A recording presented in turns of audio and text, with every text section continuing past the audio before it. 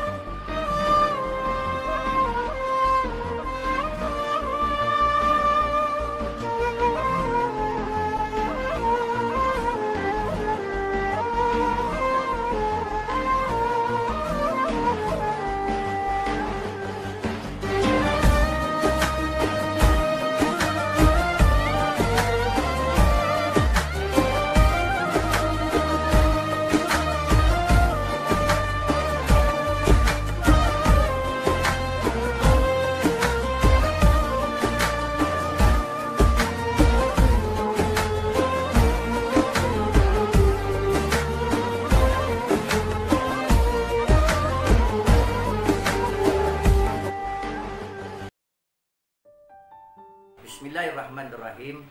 Assalamualaikum warahmatullahi ta'ala wabarakatuh. Alhamdulillah, nahmaduhu wa nasta'inuhu wa nastaghfiruh wa na'udzu billahi min syururi anfusina wa min sayyiati a'malina. Man yahdihillahu fala mudhillalah wa man yudlil fala hadiyalah. Rabbi shrah li sadri wa yassir li amri wahlul 'uqdatam min lisani yafqahu qawli. Pertama, kita bersyukur pada Allah Subhanahu wa taala kerana kita baru saja melewati bulan Ramadan.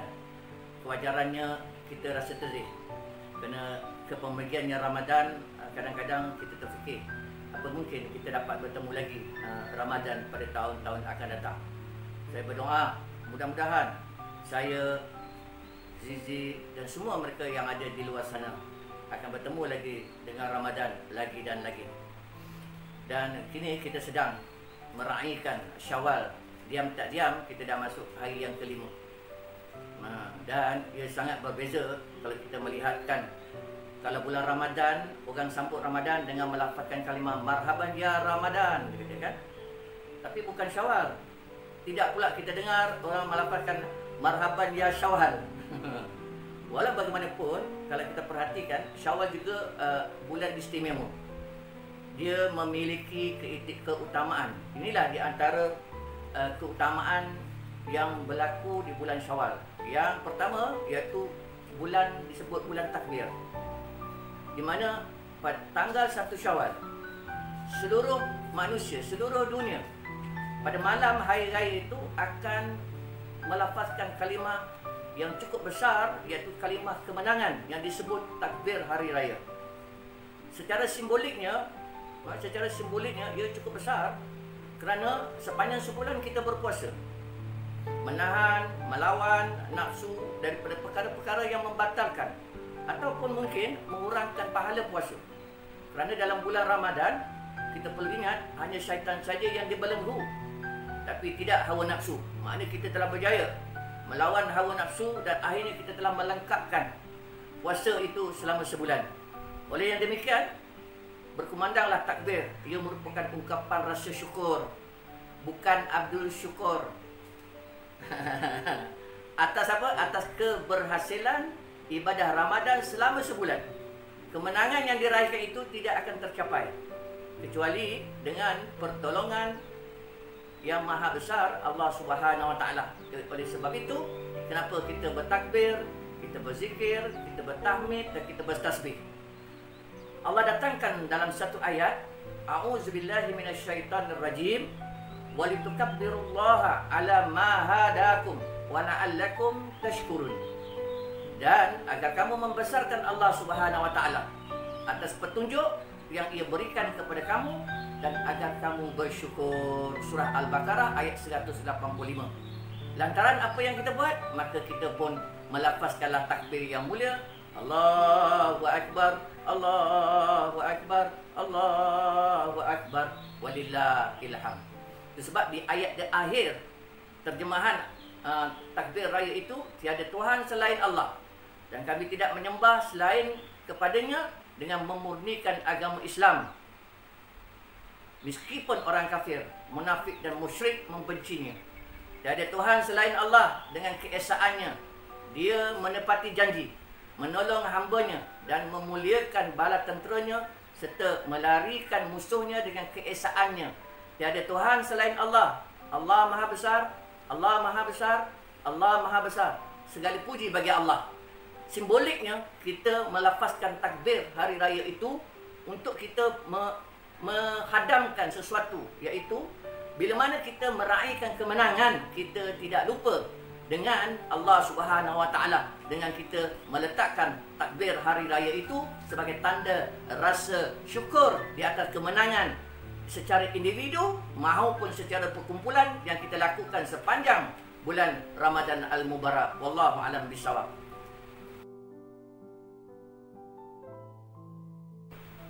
Disebut dalam Sahih Bukhari dan Sahih Muslim daripada Abu Ayyub Al-Ansari bahawa ada seorang datang berjumpa Nabi SAW.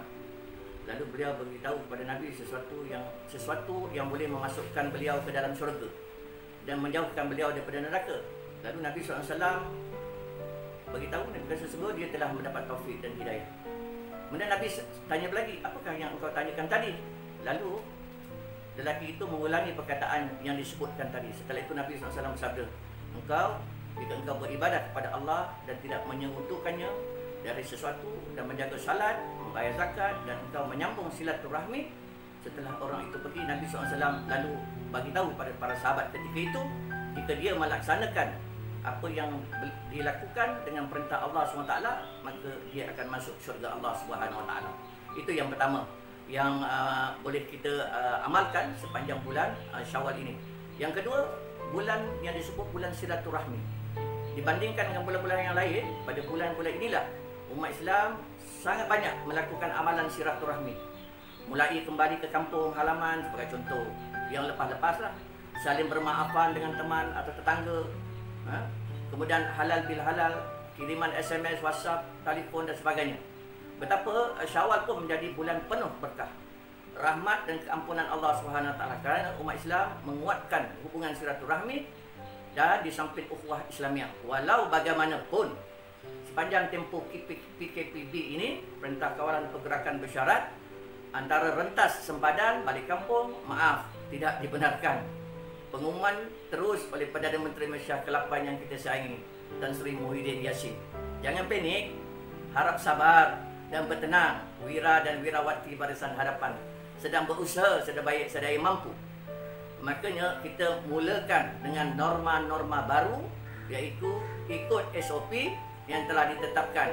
Pastikan jarak, kerap basuh tangan, kekal dalam berwuduk dan berdoa, dan ambil kesempatan yang ada ini untuk kita berpuasa 6 yang dah dibudayakan oleh masyarakat seluruh dunia. Sebab barang siapa yang berjaya melaksanakan puasa 6, seolah-olah dia telah pun berpuasa setahun. Dan kita jangan lupa, di bulan Syawal ini, kata fuqaha, kata ahli sarjana Islam, di antara doa yang dimakbulkan oleh Allah SWT ialah doa ketika Syawal. Maka kita berdoalah, Bismillahillazi la yadurru ma'asmihi syai'un fil ardi wala fis sama' wa huwas sami'ul alim. Dengan nama Allah yang tidak memberi kemudaratan, dengan namanya akan sesuatu pun di dunia dan di langit, dan dia maha mendengar lagi maha mengetahui. Kemudian kita sambung lagi, Allahumma inni a'udzubika minal baras wal junun wal juzam wa min syai'il asham. Ya Allah, aku berlindung denganmu daripada penyakit sopak, gila, kusta dan penyakit-penyakit yang buruk.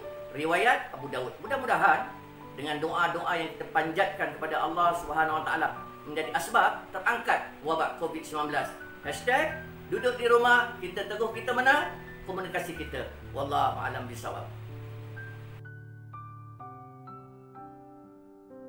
Ada beberapa perkara yang nak saya kongsikan dalam SKKB petang ni. Pertama, saya ambil satu contoh, bulan Syawal ni dipanggil bulan keceriaan. Maknanya bila bulan keceriaan, seolah-olah macam apa benda yang kita ada semua jadi baru. Rumah kita lansir lama jadi lansir baru. Betul tak sih? Rumah saya lansir tetap baru. Rumah saya lansir tetap lama sih. Tak ada tukar-tukar. Ada yang di luar sana kebiasaannya dan menjadi rutin. Ada baju baru, ada kasut baru. Yang seronoknya anak-anak lah, kan? Dapat merayakan hari Syawal ini tadi dengan semuanya yang baru-baru. Tapi simboliknya kalau kita nak ambil, begitu banyaknya cinta kasih sayang antara seluruh umat manusia, seluruh dunia. Kenapa? Kerana aura maaf tersebar di seluruh penjuru dunia. Sebab dia apa? Sebabnya ada satu, adalah Syawal mengajak umat Islam menilai dengan lebih luas erti sebuah kemenangan. Itu yang pertama. Yang kedua, dari sudut fitrah.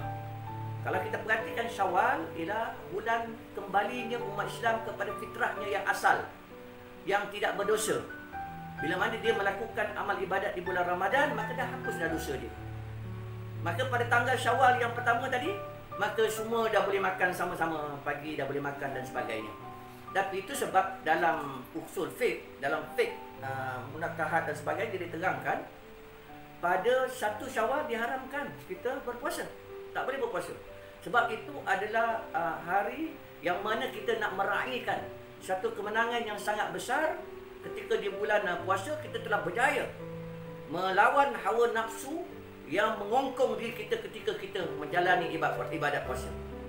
Itu yang kedua. Yang ketiga, bukti ketakwaan. Inilah yang paling penting di antaranya Syawal. Setelah Ramadan berlalu, maknanya pembuktian keberhasilan kita dalam ibadah Ramadan tadi, utamanya puasa, dia bertujuan untuk apa? Untuk menaikkan darjat ketakwaan supaya jadi jitu dan padu. Nampak? Supaya dengan adanya semangat ketakwaan itu tadi, secara lumrahnya, secara fitrahnya, Muslim ni dia akan senantiasa bermaafan di antara satu sama lain, menjadi lebih dermawan, menjadi lebih bantu-membantu. Akhirnya apa? Semangat ibadah itu tadi akan terus istiqamah. Dalam Ramadan ada keberkatan yang boleh diperolehi di dalam Syawal itu tadi. Dan saya ulang sekali lagi, daripada Abu Ayyub Al-Ansari radhiyallahu anhu meriwayatkan bahawa Rasulullah sallallahu alaihi wasallam bersabda, sesiapa yang berpuasa Ramadan kemudian diiringi dengan puasa sunat 6 hari dalam bulan Syawal itu adalah menyamai seperti berpuasa selama setahun. Hadis diriwayatkan oleh Muslim, Abu Daud, At-Tirmizi, Ibnu Majah dan Ahmad. So daripada hadis itu tadi dapatlah kita membuat satu kesimpulan betapa besarnya anugerah yang Allah Subhanahu Wa Taala berikan kepada kita ketika kita menyambut bulan Syawal yang disebut bulan kemenangan. Mudah-mudahan kita berazam sungguh-sungguh untuk melakukan ibadat berpuasa 6 di dalam bulan Syawal. Mudah-mudahan kita perolehi setahun berpuasa. Sebab dari itu kita mendapat keuntungan yang besar daripada Allah Subhanahu Wa Taala. Wallahu a'lam bissawab. Sekian, terima kasih. Bismillahirrahmanirrahim. Allahumma salli ala sayyidina Muhammad wa ala ali sayyidina Muhammad. Bismillahilladzi la yadurru ma'asmihi syai'un fil ardi wala fis sama' wa huwas samiul alim. Allahumma inna na'udzubika minal baras wal junun wal juzam wa min sayyi'il asqam. Wa sallallahu ala sayyidina Muhammad walhamdulillahi rabbil alamin. Alhamdulillah.